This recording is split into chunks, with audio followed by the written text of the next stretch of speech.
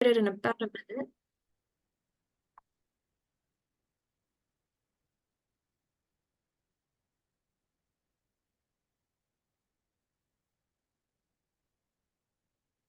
Thanks for joining, folks. We still have a few people trickling in, so we'll get started in about a minute.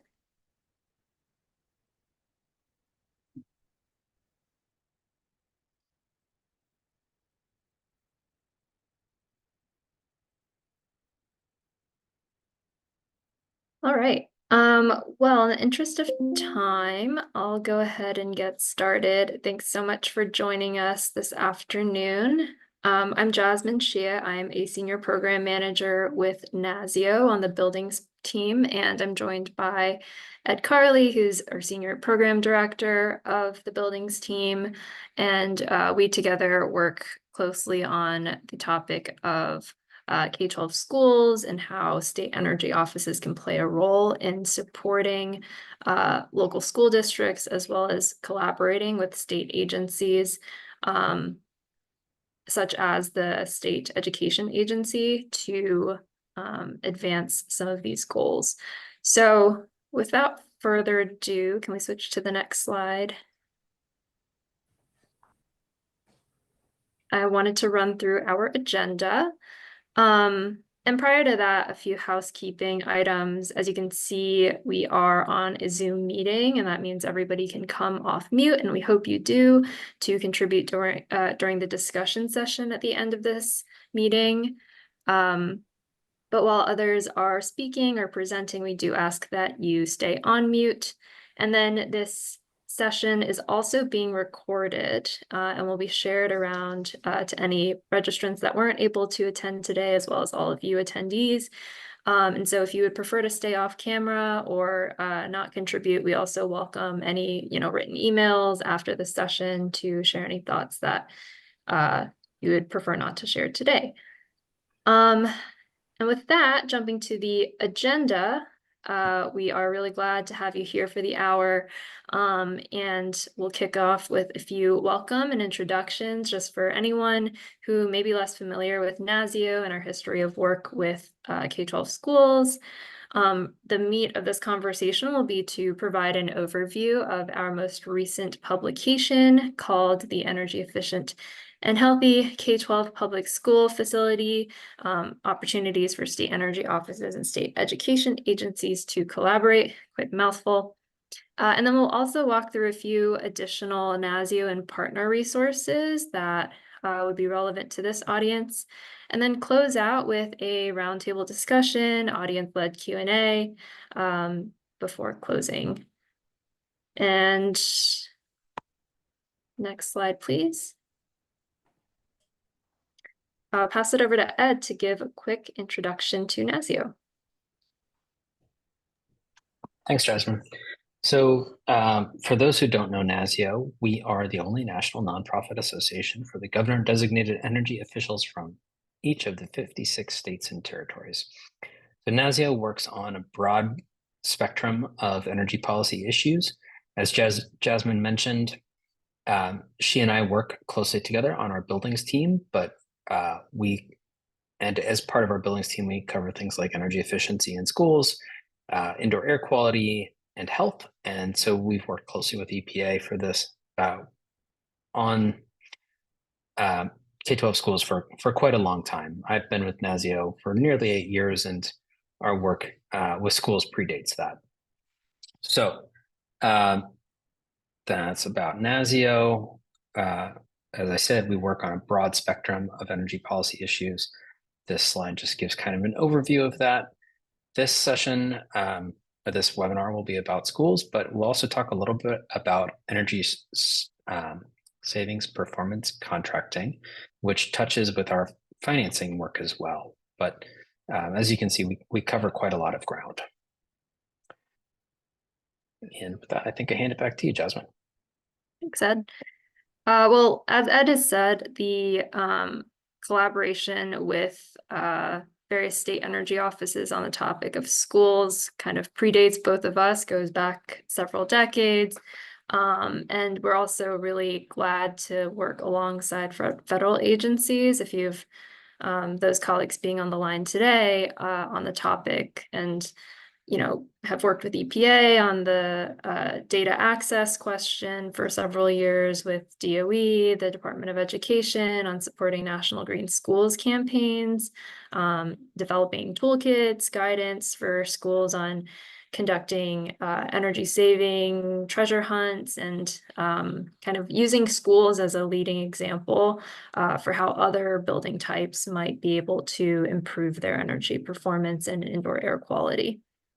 Kind of on the role of state energy offices, and we'll kind of get into this later with discussion on specific recommendations on how states can support local education agencies. For a little context, state energy offices are in the unique position of administering and designing state-level grant and loan programs, often also play a role in designing energy education curricula, electrifying school transportation fleets, developing and executing energy use and emissions goals through public buildings. So very much play in the schools sector. And so many of these elements do overlap with the broad planning, programmatic, and spending decisions that school administrators and state education agencies are tasked with. And so to kind of guide our thinking, there are some high-level objectives that NASEO maintains for the State Energy Office role, such as kind of identifying shared priorities and strengthening relationships with those relevant stakeholders, leveraging public-private partnerships and federal funding, as state energy offices often run energy savings performance contracting programs and are deeply familiar with navigating federal funding opportunities, as well as promoting best practices and examples around data management policy, long-term capital planning, that so often is also relevant to other building sectors that state energy offices work with. To kind of speak to this photo that we have on the right side of the screen, these objectives were also the guide behind an agenda that we had pulled together for an in-person event in Madison, Wisconsin this past August.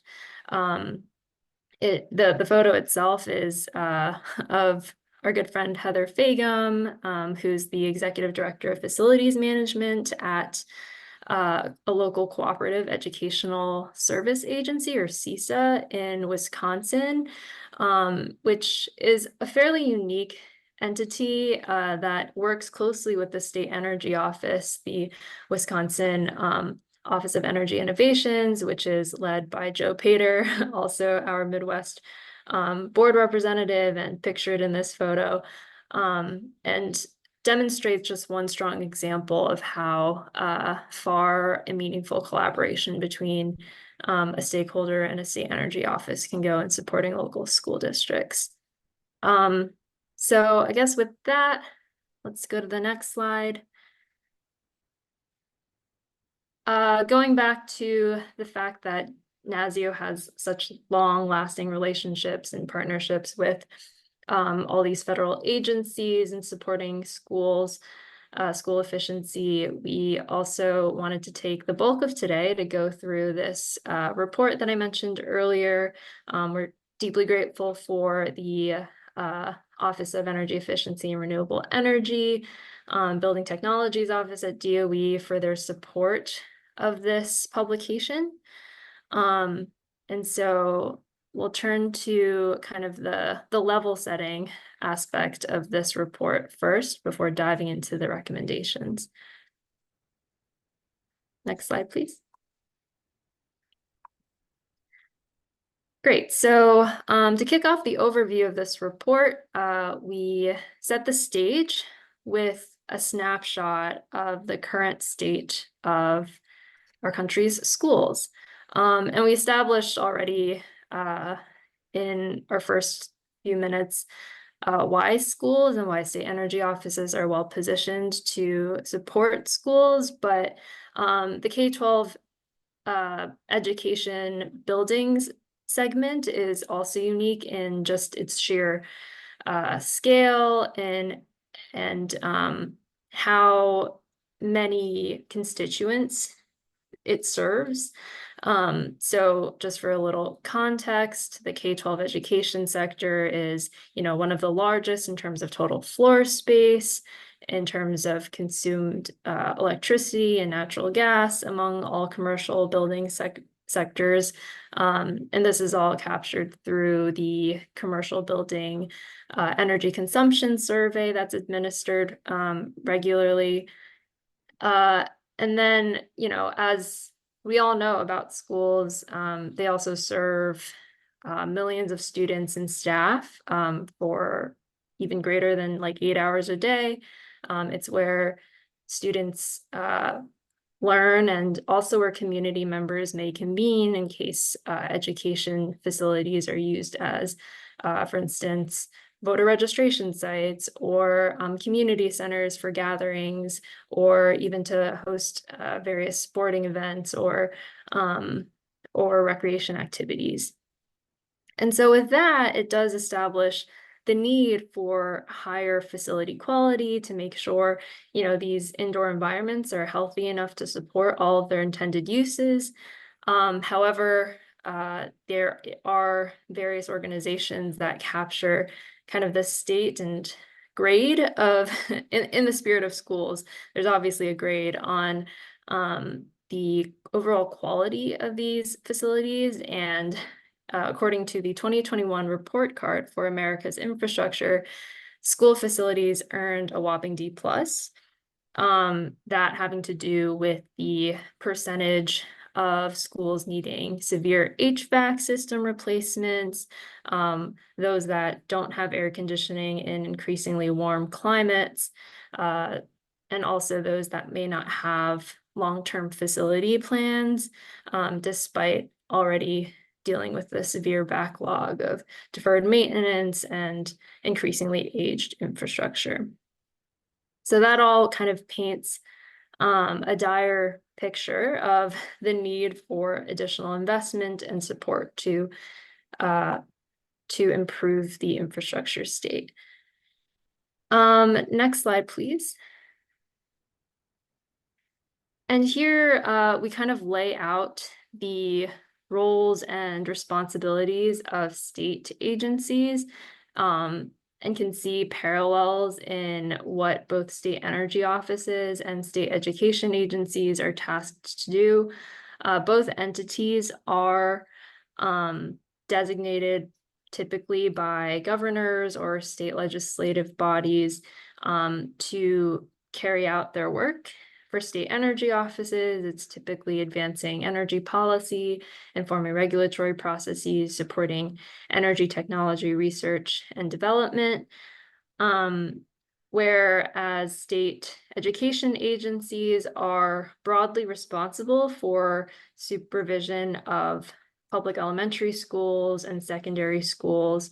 And so the crossover is that there is this very large swath of public facilities that certainly deals with are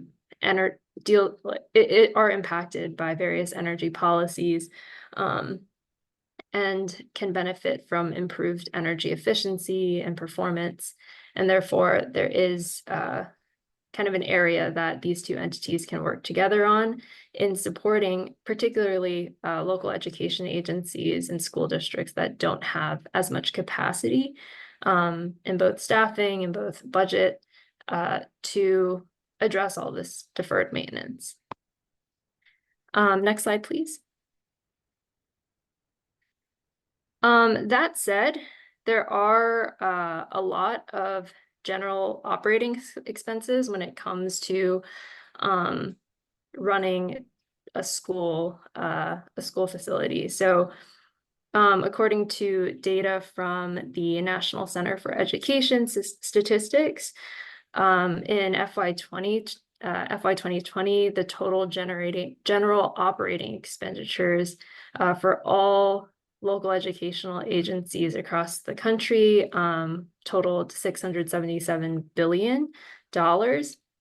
However, total utility expenditures were just under 2% of that amount. So it's that very fine blue slice of this overall pie that was spent on utilities, and that's inclusive of both water and energy. So I guess backtracking a bit, it is important for energy stakeholders and state energy offices to recognize that the sales pitch might not be able to come across as strongly when there are so many different challenges that education stakeholders are dealing with and so many other expenses.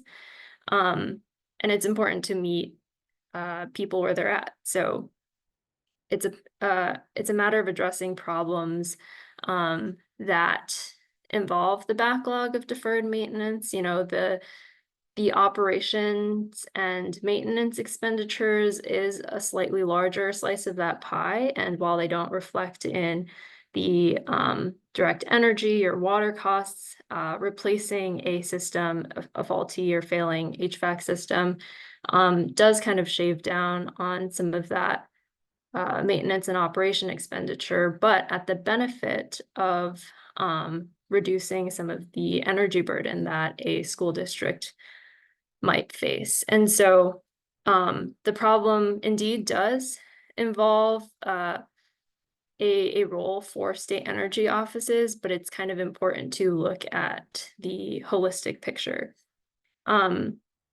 So in a different sense, the energy costs here, or the utility costs highlighted within the blue sliver, is often treated as a fixed cost. Where, utility bills are not on top of, for instance, school facility managers' minds when it comes to meeting annual budgets or shaving down on expenditures for the district. But this is also where school facilities managers, decision makers can lean on state energy offices to navigate the maps of federal funding to achieve what they are able to then treat as a variable cost, where energy savings can then be reinvested and free up crucial funds for other budget requirements, including, for instance, staff salaries and other types of deferred maintenance, for instance, replacing leaks and roofs that all contribute to a more energy efficient and modern school facility. So with that, a lot of ground has been set to launch us into a set of recommendations that are proposed through this report, and I'll pass that over to Ed. All right, thanks, Jasmine. So, our report, in addition to the recommendations, includes a number of examples from different states across the country that have identified ways to use their facilities as and to use their energy management efforts in those K-12 school facilities as part of their educational curriculum. And that's something that I think is important. And there are a number of states that have done programs on that. There's great resources from the Environmental Protection Agency that can help provide that guidance. But, just to come back to one of the things that Jasmine mentioned, one of the lessons that I really took from our research in this project is that it's important for each of the parties involved, the state energy office and the state education agency, to understand each other's priorities. And as we've shown, schools really need investment. And education agencies have a lot of priorities, and energy may not be at the top of that. But state energy offices and education agencies can really work together to ensure that they both meet their goals. State energy offices have knowledge and experience and, in some cases, resources to help their education agencies to achieve their goals. So I think that's kind of the real objective of this report is to show opportunities where these two state bodies can work together to really advance their shared priorities and goals, and find areas of synergy. So to effectively address the challenges, we've identified recommendations in 6 focused areas for building state level capacity around K-12 facilities. So they're governance and decision-making, data and information, planning, funding, management, and accountability. So I'll dive into each of these recommendations in more detail in just a moment, but I want to let the recommendations were developed with input from geopolitically diverse state education and state energy officials through data collection efforts, in-depth interviews, and more. NASEO gathered information on the institutional capacity of the state education agencies and state energy offices to address the quality and energy efficiency of public school facilities. And based on these findings, state education agencies and state energy offices can consider collaboratively pursuing the recommended actions that support energy efficient, educationally suitable, community supported, environmentally sustainable, and resilient school districts. And not all of these recommendations shown will apply to every state, but the actions that we've described in the framework should benefit all of the states. So just briefly, as you can see on the slide, we spoke with a broad group of states. We began with a survey sent via email to both energy offices and education agencies, and then moved forward with interviews with selected states. Whenever possible, we attempted to conduct the interviews with both the state energy office and the education agency together on the same call. We used our survey and interviews to understand facility management efforts and collaborations between the state agencies. The recommendations in this report were developed in 2022 and 2023 based on the research and interviews that we conducted. We worked with support from with 2 education-focused groups and an advisory committee as well. So diving right in, the first recommendation is elevating facility energy issues. And our first set of recommendations is to elevate facility energy issues within state level governance and decision-making processes, and to help school staff make use of resources from state energy offices, the U.S. Department of Energy, and the Environmental Protection Agency. So we recommend identifying who has decision-making authority, meeting regularly, providing resources to use the school building and grounds as an educational tool. And again, the report itself has a lot more detail on these recommendations. I encourage you to check it out. So recommended actions include establishing state task forces and educating local stakeholders on the impact of energy efficiency on both educational outcomes and operational costs. And involving educational and energy agencies in this process will promote a holistic approach to improving facility conditions and help identify win-win scenarios for all stakeholders.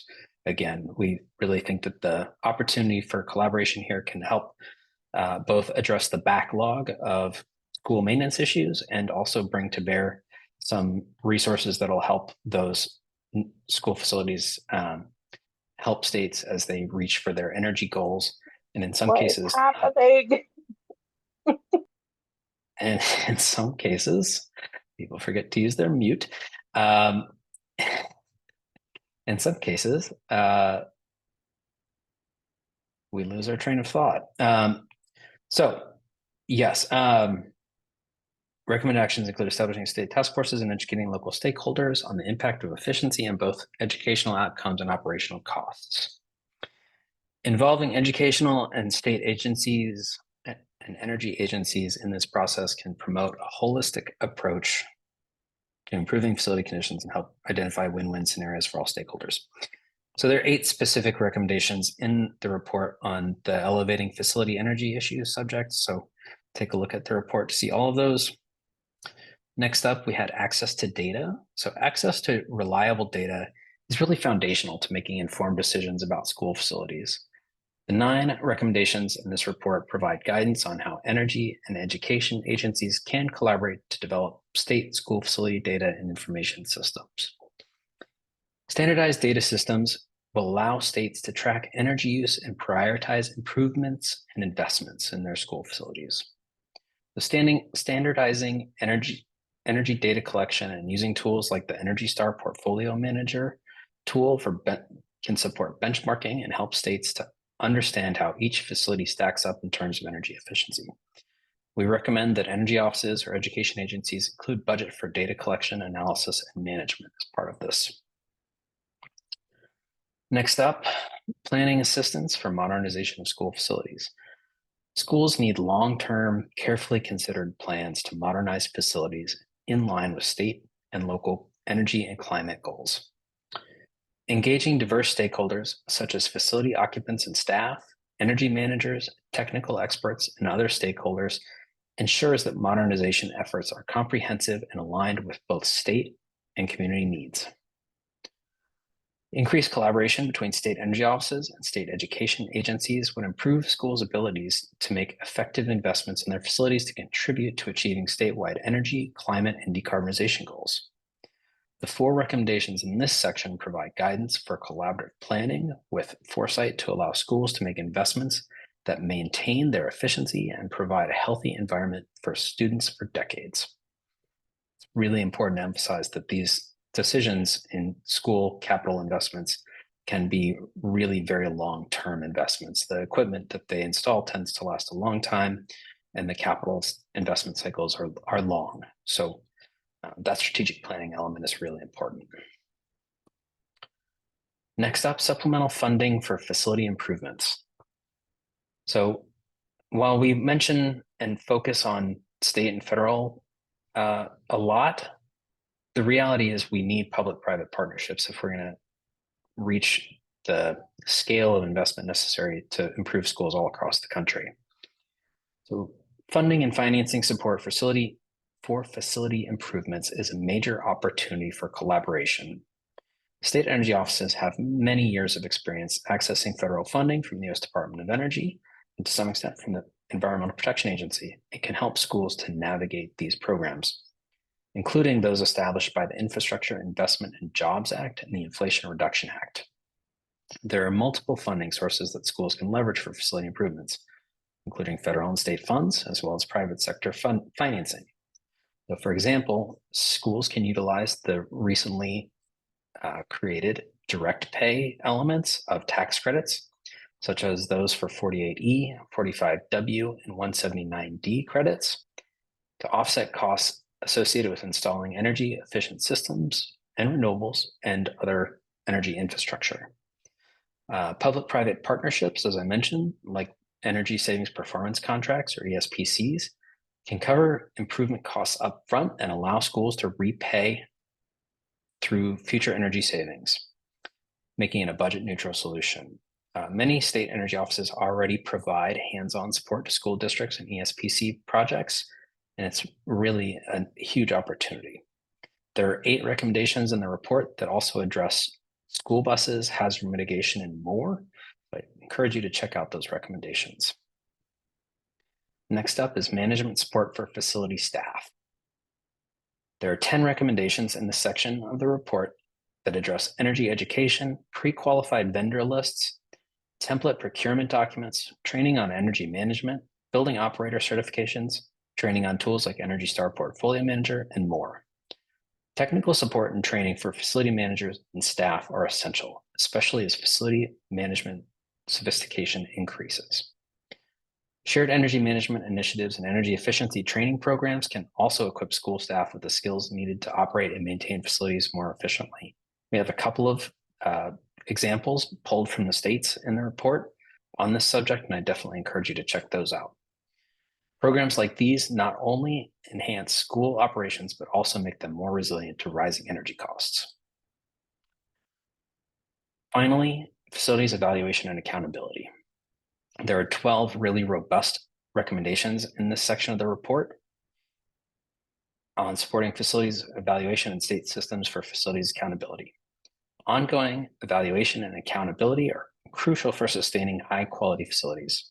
State energy offices and education agencies can collaborate to create, adapt, or improve tools to support school facility evaluation. Adopting recognized standards for construction and renovation like LEED, Energy Star, or ASHRAE standards will also help ensure that new and existing buildings meet efficiency and health benchmarks. Existing standards and design guidance can be leveraged by schools to achieve their goals. State energy offices can help provide support to evaluate which standards may be right to achieve specific goals. By using assessment tools, schools can track their progress toward energy efficiency and health goals, creating transparency and accountability at every level. So that's the summary of the recommendations in the report. They're very detailed. I encourage you to check out the full report to see all of them. I tried to cover them very briefly, and there's a lot in there. So with that, next, Jasmine is going to talk about federal funding support opportunities. So Jasmine, if you want to take it away. Thanks, Ed, for walking us through those recommendations. Next slide, please.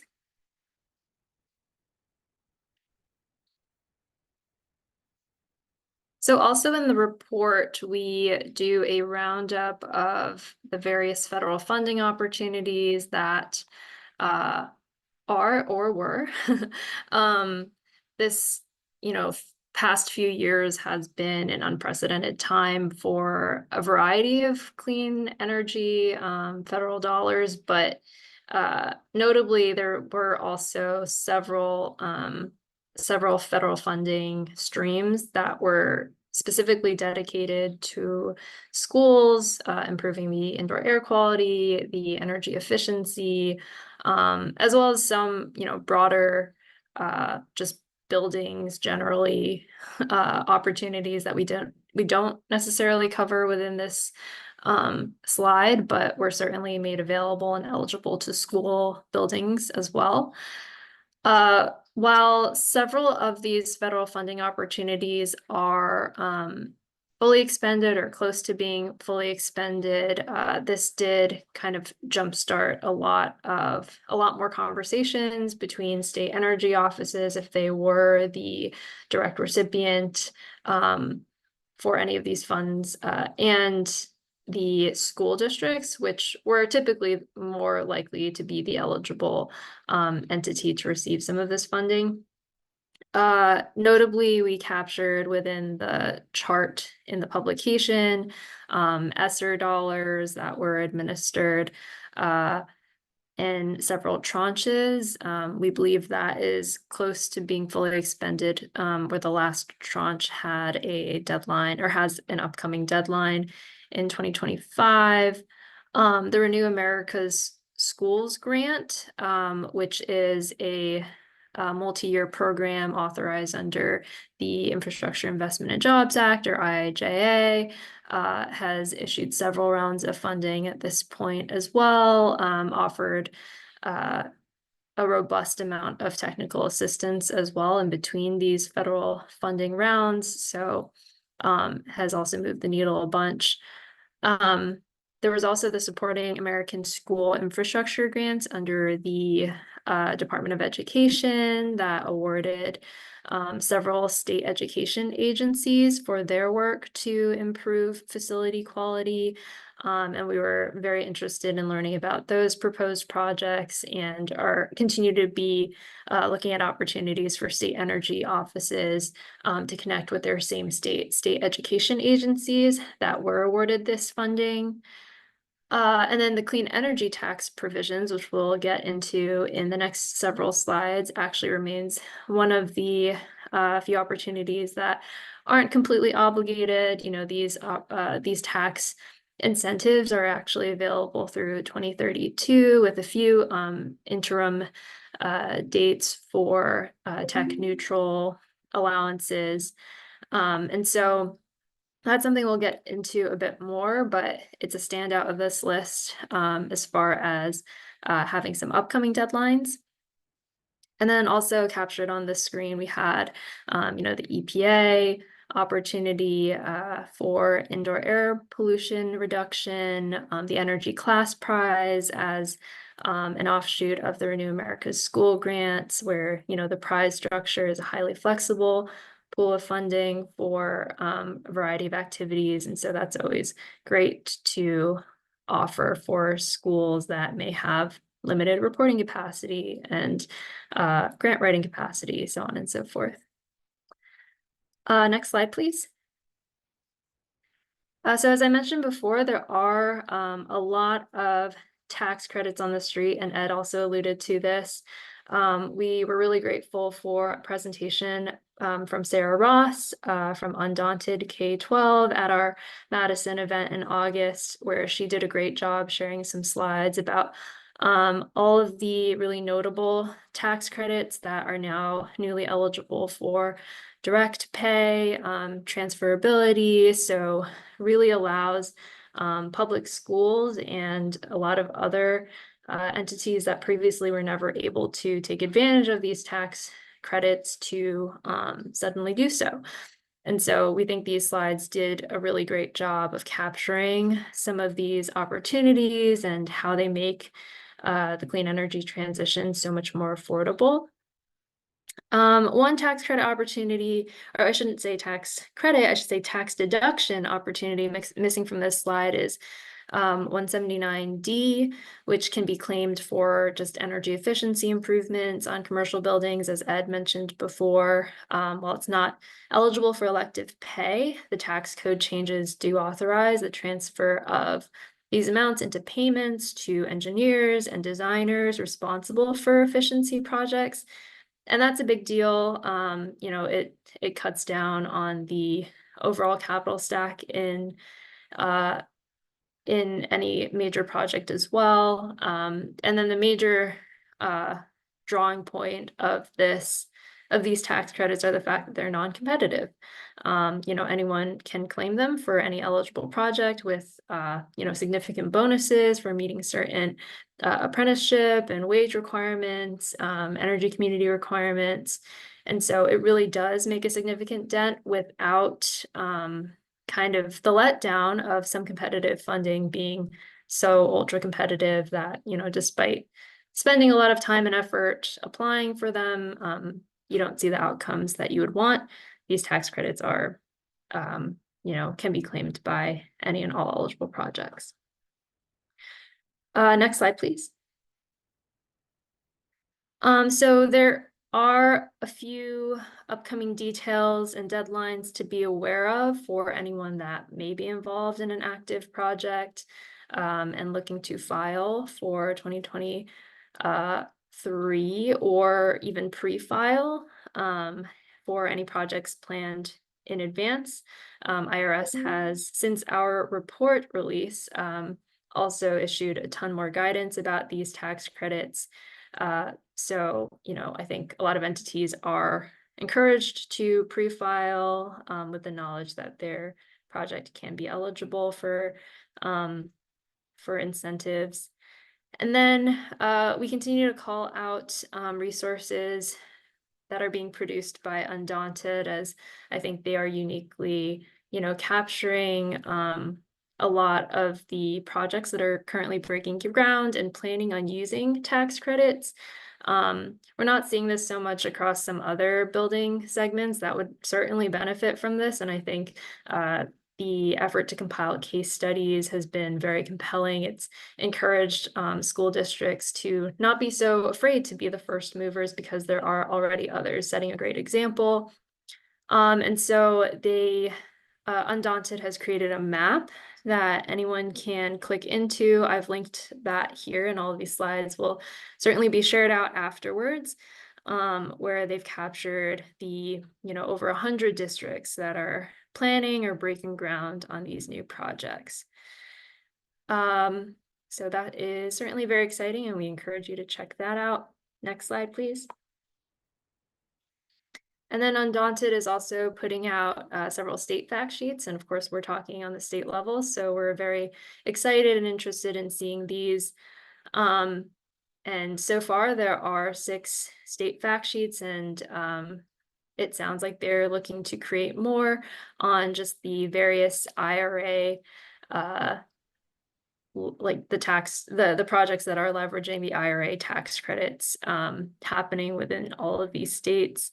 And from my understanding, what we can also look out for in the coming weeks or months is a playbook for state leaders detailing how states can support schools with elective pay by building awareness, supporting peer learning, planning analysis, support, aligning all the available state investments as well to stack with federal investments to advance school infrastructure, how to remove friction and create incentives for decision makers in schools, and much more. So very excited for all these resources coming out of our partner organization.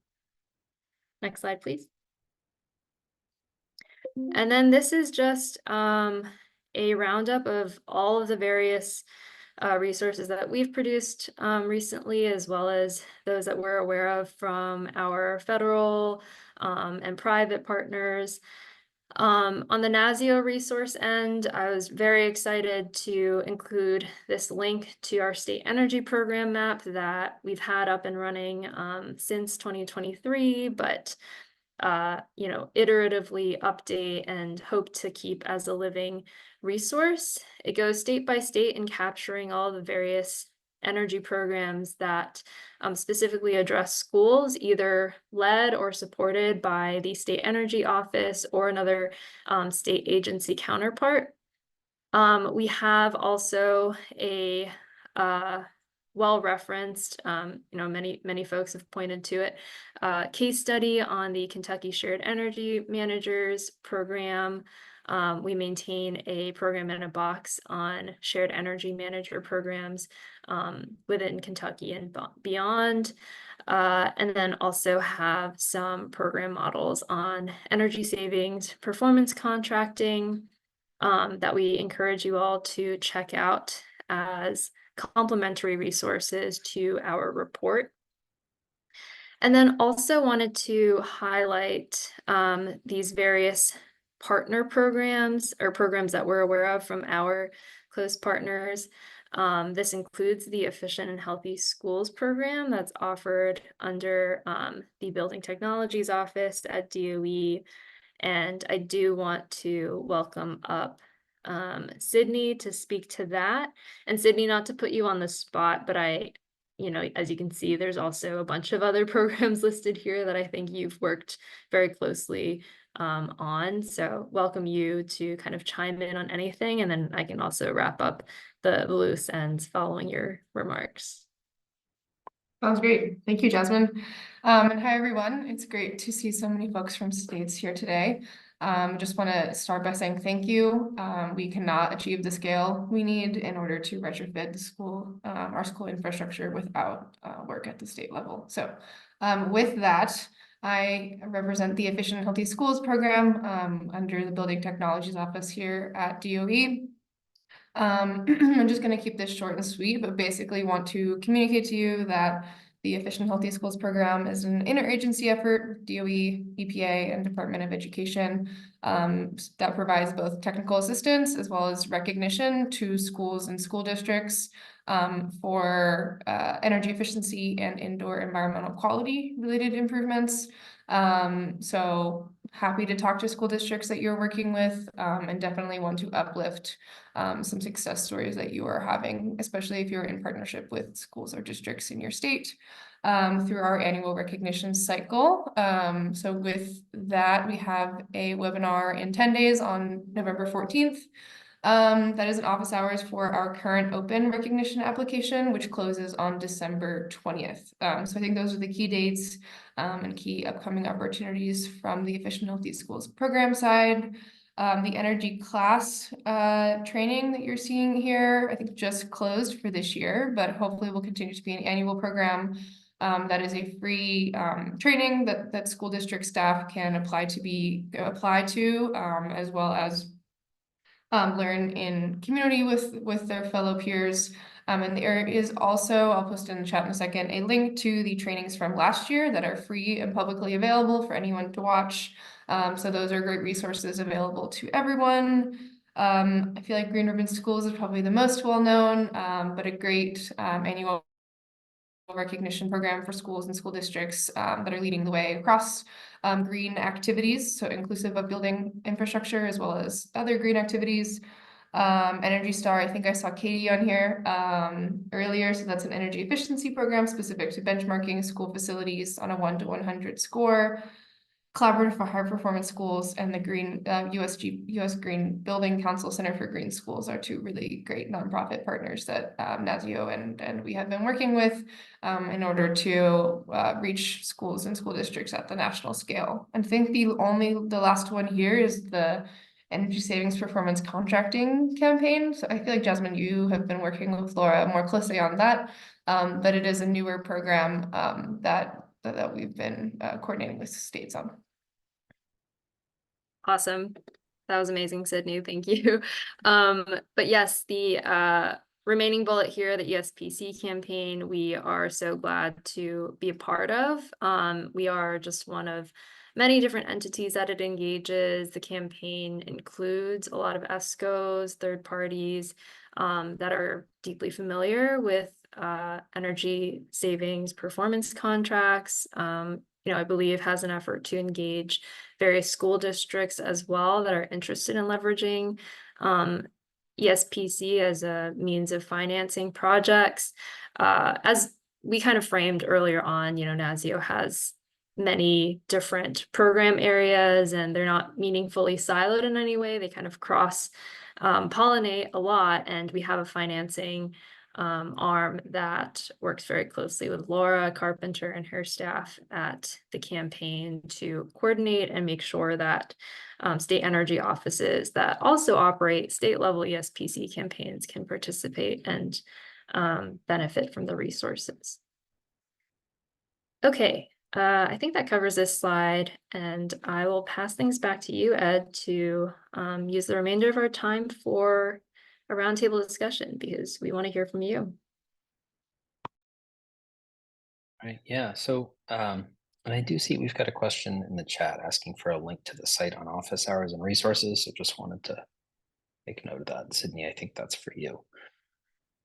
So, yeah, we wanted to thank you. We wanted to open up a discussion a little bit here too. So thinking through how state energy offices and state education agencies and other stakeholders can work together to support modern, efficient, healthy schools, particularly in under-resourced K-12 districts, but all districts too. So are there examples of public-private partnerships from your state that you think are great? Are there resources that you need that NASEO could provide, or that DOE could provide, or EPA could provide? What are some of the strategies you've engaged in to get buy-in from decision makers in K-12 schools? We can kind of open it up. If folks have experience that they want to highlight, you can use the, I believe if you click on the reaction button, which may be in more, you can raise your hand, or you can come off mute. You can chime in via the chat. But we'd love to have some examples of efforts in your states or your communities.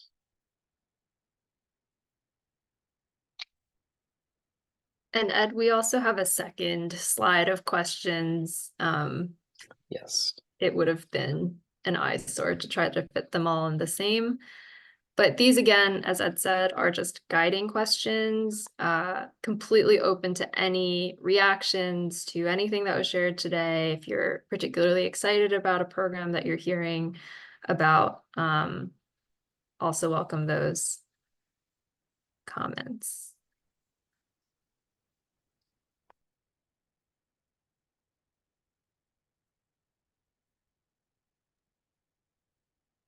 I'll also take, ooh. Yeah, we can also, if you have questions about any of the recommendations or the research that went into the report, we can address those too. Yep. And I'll also take this moment while folks are thinking to plug that a few more resources are coming our way.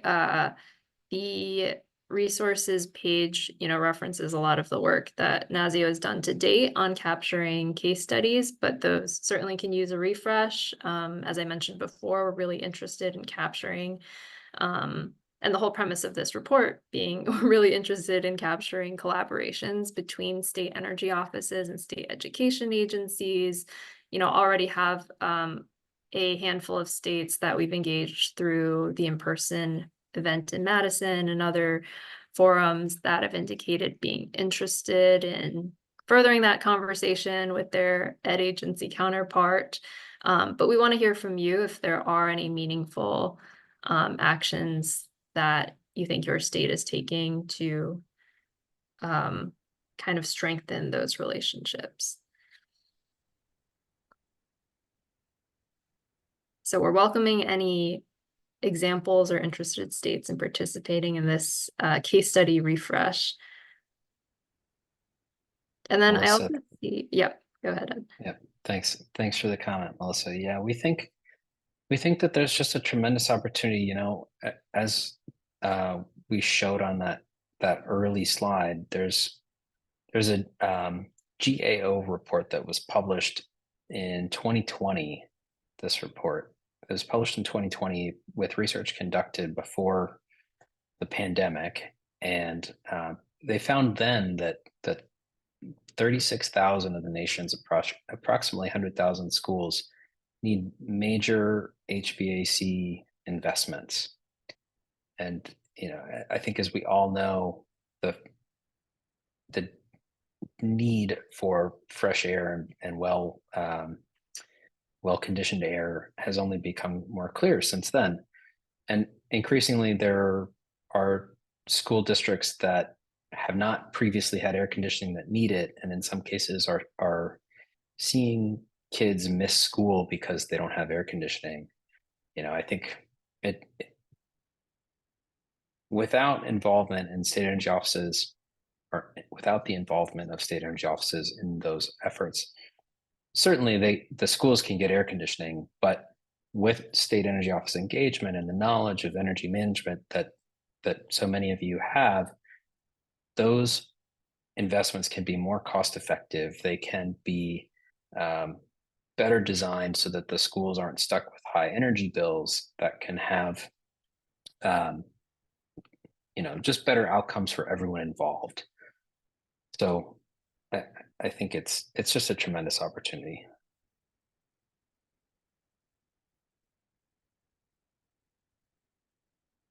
Kudret, I don't have the link handy, but I can find it and I'll email it to you. I might be able to pull that up pretty quickly, so please hold. But yes, thank you, Ed.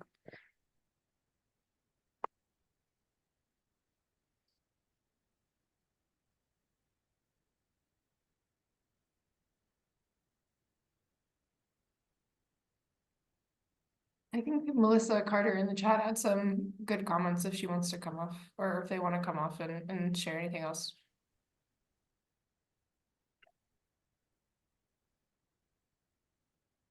Melissa, if you're able to come off mute. Okay. Good afternoon. Okay. Can you hear me? Yes. Okay. Hello, everyone. Yes. I'm here from the Virgin Islands, and we have a lot of issues with infrastructure. And you said one thing about the warm climates not having improved, and they recently, a lot of the classes have recently, but a lot of them have not. Even last summer, we had like a meeting where the students. Melissa, I think your audio is you're sounding a little distant. You can try to be closer to the mic. I don't know to do that. It just got a little quieter. I think if you want to keep contributing through the chat, that is completely fine. But we're having a bit of a hard time hearing your audio. Hear me now?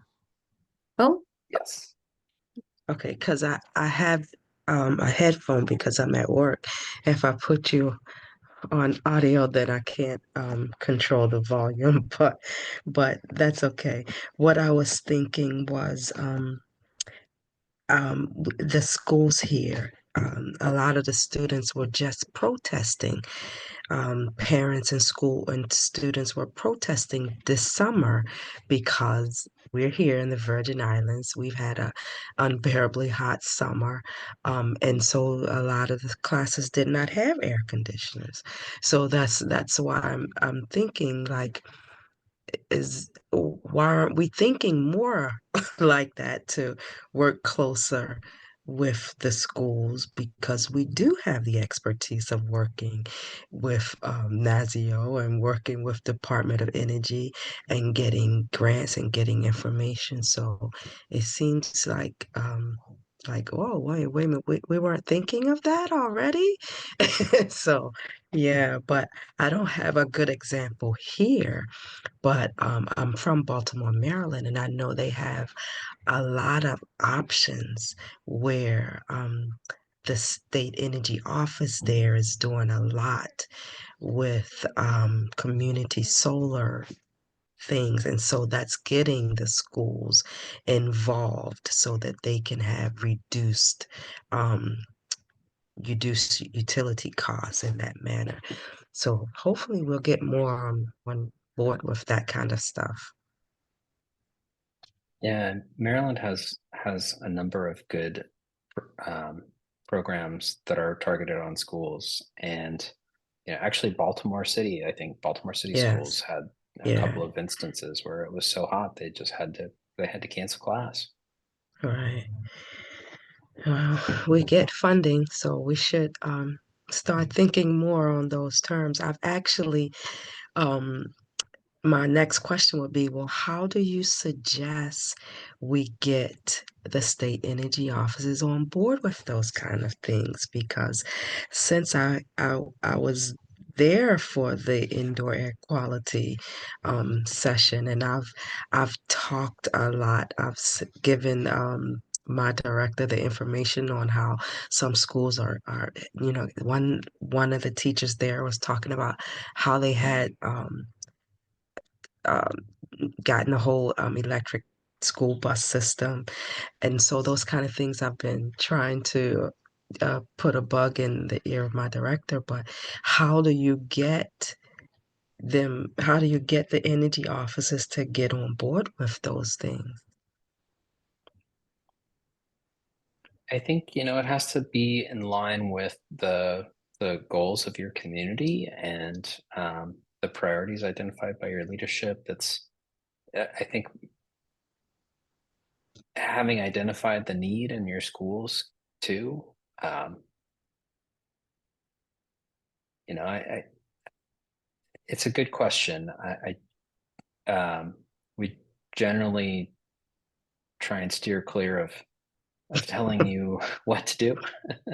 But that was exactly one of the main points that they discussed at that meetup was finding your champion. And that's what I'm trying to figure. How do we get the person to be the champion? Like, how do we say, hey, we really need to, in the midst of expanding the GVI fleet, the fleet, the government fleets, how about getting over here to the school first or something like that? So how do you do that? Yeah, I mean, I always come back to schools as a great opportunity to demonstrate lead by example programs as government initiatives to demonstrate the value of things like energy efficiency or emerging technologies like electric buses and sometimes more established technology like solar photovoltaics and other things along those lines. So I think that's a potentially a good fit for this type of program is lead by example efforts. And it sounds like you might be the champion in your community. Well, yeah,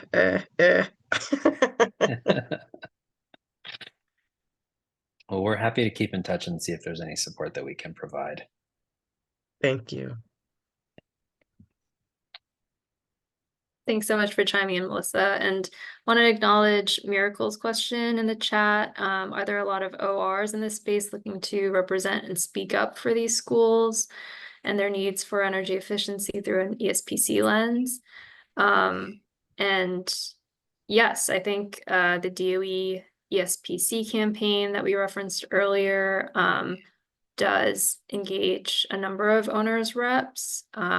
We as NASEO also work with several third-party owners rep entities through our affiliates program and recognize, again, the importance of these public and private partnerships, the importance of kind of an advocate to make sure that these ESPC programs are, at the end of the day, delivering on what they initially promise. And that was, one of our thought behind one of these guiding discussion questions about best practices and pitfalls for states that hope to support school districts and better using ESPC.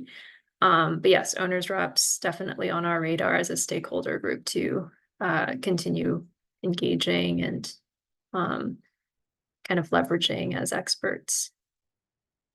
Recognizing that we are 2 minutes past the hour, we want to thank you all so much for your attention and interest today.